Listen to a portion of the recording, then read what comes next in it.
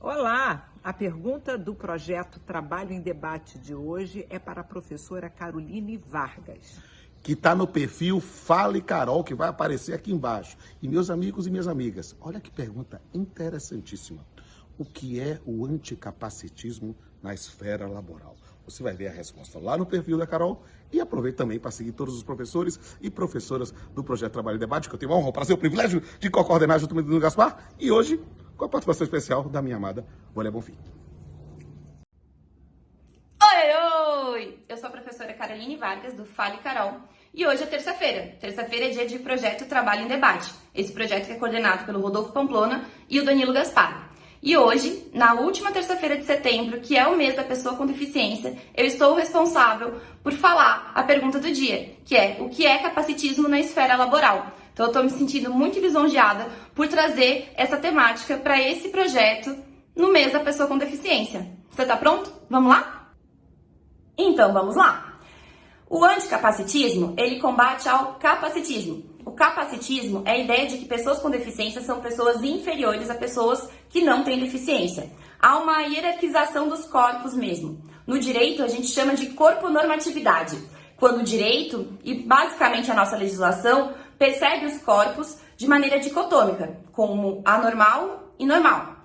No direito, a gente tem várias legislações e aí a gente vai ter problemas, por exemplo, na perícia do INSS ou com benefício de assistência continuado, porque se percebe os corpos dessa forma, com essa dicotomia. Não se percebe pessoas com deficiência em todas as suas subjetividades, capacidades e potencialidades.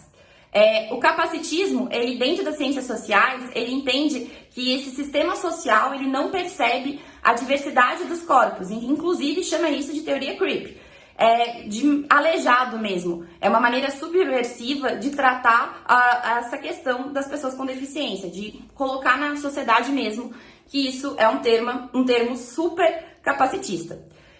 Esse sistema social que não percebe a diversidade, ele acaba por negligenciar direitos fundamentais, por marginalizar, esquecer e, inclusive, incapacitar realmente essas pessoas com deficiência. E aí a gente vai falar de um direito básico, que é o direito de trabalho digno. Tá, Carol, mas se você quiser um conceito de anticapacitismo, como que eu posso conceituar o anticapacitismo? O anticapacitismo é o direito de não ser discriminado em razão do corpo que se habita. Então, aí tem como marco constitucional a Constituição de 88, que já prevê a não discriminação em razão de raça, gênero e pela teoria anticapacitista no direito também é englobado lá na Constituição Federal. Tá, mas da onde começou essa hierarquização dos corpos? Bom, se a gente for para a história, a gente vai lembrar dos nômades, povos originários, comunidades tradicionais que acabavam abandonando corpos com deficiência porque entendia que essas pessoas elas poderiam atrasar a tribo ou colocar em perigo os demais. Então, por uma questão de sobrevivência, eles abandonavam. E aí a gente tem uma construção histórica da carga de abandono das pessoas com deficiência. Depois a gente pode pular para os espartanos, os gregos, que também precisavam dos corpos físicos fortes para as guerras e também acabavam negligenciando corpos com deficiência, inclusive matando muitas vezes. E a gente pula de novo e vai lá para Hitler, Segunda Guerra Mundial. Hitler matou 300 mil pessoas com deficiência, com o argumento de que essas pessoas não poderiam ter a vida digna. Pois bem, a gente vai caminhando por essa história e chega até a Revolução Industrial. Na Revolução Industrial, a gente tem a máxima efetividade dos corpos na sujeição do trabalho para ter a máxima de lucros. Calma, o que isso quer dizer? A Revolução Industrial, ela trabalhou muito a exploração dos corpos para obter lucro nas empresas. Ok, até aí tudo bem. Os corpos com deficiência não cabiam nesse sistema, então eles não tinham como ser encaixados, já que precisava da máxima efetividade física das pessoas. Essa máxima efetividade física acabou fazendo com que tivesse uma concepção de que pessoas com deficiência precisavam ser curadas ou ajeitadas. E aí a gente tem uma exclusão gigante no mercado de trabalho. Na religião também, a gente tem várias religiões que entendem que pessoas com deficiência são aberrações, que é um castigo, que aquilo é uma providência para que você aprenda algo. Isso vai trazer toda uma carga de coitadismo, de vitimismo para as pessoas com deficiência, como se aquilo fosse culpa dela. Lembrando que pessoa com deficiência é uma condição humana, ela tem aquela singularidade no corpo dela e isso vai trazer várias outras subjetividades na vida dela.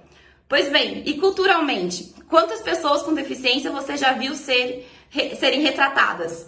Nas novelas, com quantos músicos você já viu com deficiência, nos cargos da sua profissão, nas bonecas, nos desenhos, nos seriados, nas novelas. Pessoas com deficiência não são representadas em nenhum ambiente da sociedade.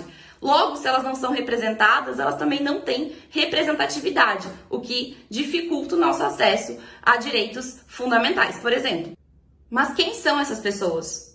Somos 1 bilhão de pessoas com deficiência no mundo. Em 2010, 24% da população brasileira se autodeclarou como uma pessoa com deficiência para o IBGE.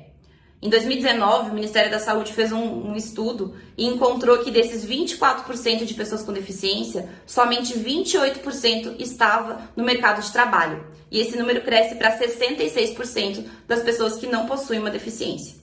Acontece que lá na Revolução Industrial, alguém podia brandar ainda pelo discurso capacitista. Só que hoje, na pós-modernidade, com as tecnologias, com os recursos que a gente tem, com as inteligências artificiais, a gente consegue realmente captar todas as potencialidades das pessoas com deficiência, inclusive incluindo elas no mercado de trabalho, de uma maneira que elas possam ter o seu desenvolvimento pessoal, laboral, dos seus afetos, das suas rotinas, em paralelo com os seus tratamentos, para que elas possam ter dignidade.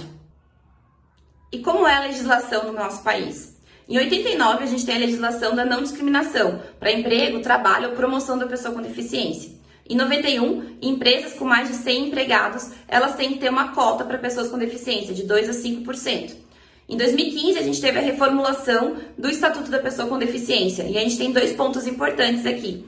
Em 2015, o legislador ele retirou a deficiência física, ele retirou o termo físico, o que abre para a gente entender que incorpora todos os tipos de deficiência. Então, a gente tem pessoas com deficiência visível, pessoas com deficiência invisível, como, por exemplo, os neurodivergentes, que entra aí o espectro autista ou o TDAH, por exemplo. Além disso, a gente tem o termo pessoa com deficiência, para justamente forçar a lembrar que as pessoas são pessoas antes das suas deficiências. Então, é pessoa com deficiência, o termo adequado, desde 2015. Em 2020, em razão da Covid, também teve a legislação que falou sobre a rescisão sem justa causa, né? Não poderia acontecer em tempos de Covid. E na jurisprudência? Tem também. O Tribunal Superior do Trabalho tem demonstrado um movimento anticapacitista em suas decisões. Então, a gente já tem várias decisões que envolvem direito de pessoas com deficiência, como, por exemplo, a reintegração ao trabalho por discriminação na hora da dispensa, a reintegração ao trabalho por conta da legislação de 2020, em razão da época de Covid. A gente tem também a discussão das cotas, que não pode ser discutida por sindicatos ou empregadores em acordos, mesmo com a legislação atual trabalhista, porque entende-se que isso fere a dignidade, porque a gente tem muita gente que calcula o número das cotas a partir dos cargos que se tem, que não envolvam pessoas com deficiência. Então, não pode acontecer isso. E também a gente tem muitas decisões de jornadas especiais para a pessoa com deficiência e para o familiar que cuida também de uma pessoa com deficiência. Então, a gente tem jornada híbrida, jornada de horário flexível, diminuição da jornada de horário, a gente tem discussão de troca de turno no horário de trabalho, tudo isso para que possa ter uma inclusão efetiva no espaço laboral, e a jurisprudência já tem pensado de uma forma anticapacitista. E para os empregadores? Para os empregadores é importante pensar numa política anticapacitista da empresa. Então, a gente entra dentro da esfera do compliance. Uma política anticapacitista, ela vai incorporar a diversidade dos corpos e das pessoas da sua equipe, né? Desenvolvendo equipes mais plurais, que pensam fora da caixinha. Isso porque pesquisas internacionais, elas acabam flagrando que pessoas com deficiência neurodivergente, elas pensam fora da caixinha, porque elas são acostumadas a aprender e resolver os seus problemas de uma maneira não formal, já que o sistema formal as exclui. Então, elas acabam sendo um importante sujeito na equipe que vai motivar essa equipe de uma maneira diferente e também explorar soft skills, que também são capacidades sendo verificadas no mercado de trabalho, como empatia, desenvolvimento em equipe, coragem e etc. Além disso, isso facilita a projeção do selo ESG, que no português ele significa que são projeções e práticas do ambiente laboral que promovam questões ambientais, sociais e de governança. Isso é desenvolvido para que investimento exterior ele verifique se há essas práticas, porque entende-se que o padrão de consumo modificou. Então as pessoas se preocupam mais com empresas que se preocupam com seus colaboradores e também com empresas que praticam questões ambientais, sociais e de governança. O selo ESG entra na esfera das pessoas com deficiência. Ufa! Capacitismo, então, é a ideia de inferioridade das pessoas com deficiência pautado numa corpo-normativização que exclui, marginaliza, oprime pessoas com deficiência. Até os meus 29 anos, quando eu fui diagnosticada com esclerose múltipla, eu não tinha convivido com pessoas com deficiência, eu não tinha amado uma pessoa com deficiência.